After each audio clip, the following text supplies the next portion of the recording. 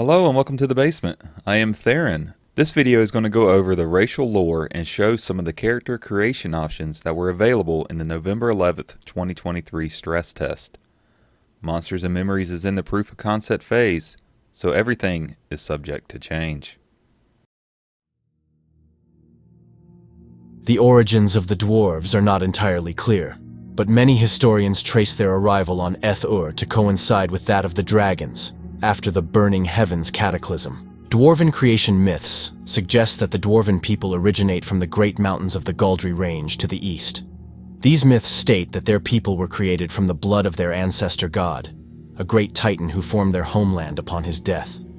His blood gave life to the stone and shaped the dwarven people in his image.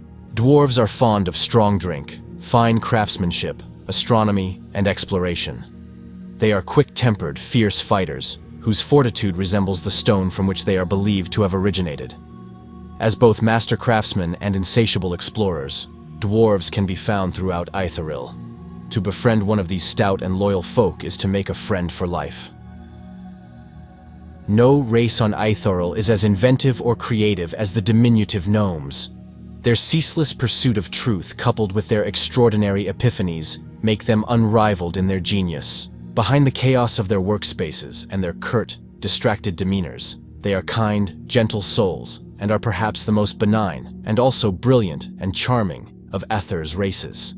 However, you should be warned, some gnomes have fallen to the allure of dark gods and seek to use their brilliance for vile purposes. Greedy, sneaky, nasty, stabby, deceptive, and outright evil. These are the words the races of Aether ascribe to goblins.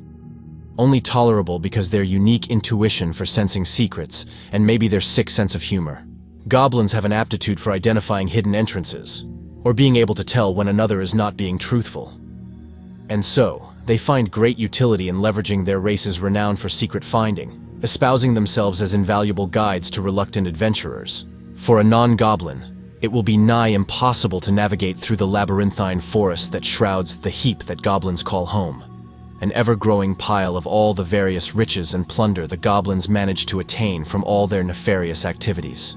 What goblins lack in brute strength and size, they compensate for with an uncanny perceptiveness, chaotic presence, and mental alacrity. Goblins are supremely adept at seeing opportunities where others would not, connecting the dots others miss and capitalizing on them. It's not just how hard you thrust the knife, it's where the knife ends up. Halflings are the oldest of Aether's races by far, thriving as a civilization long before the other races had any significant presence on the planet. Like Fey beings, Halflings are born of Aether's life fonts and are deeply attuned to the sentient planet. Naturally curious and consummate lore-keepers, Halflings were the first wanderers and storytellers of the world. The Halfling race has lived through and witnessed all the events that unfolded on Aether across the eons. When the world was safe, they roamed it, observing its marvels, and spinning what they learned into wondrous stories and tales. When it wasn't, they often, but not always, hid in their cozy warrens and waited until they could resurface again. The world has changed much over the millennia, and so too did the Halflings. Today, the majority of Halflings are jovial, peace-loving farmers and settlers, as opposed to the daring wanderers of old. Unbeknownst to most, including many in their own communities, they've retained much of the lore of ages lost, and there are still a few quite adventurous Halflings still looking to add to those tales. Humans are the most common race found on the continent of Aetheril.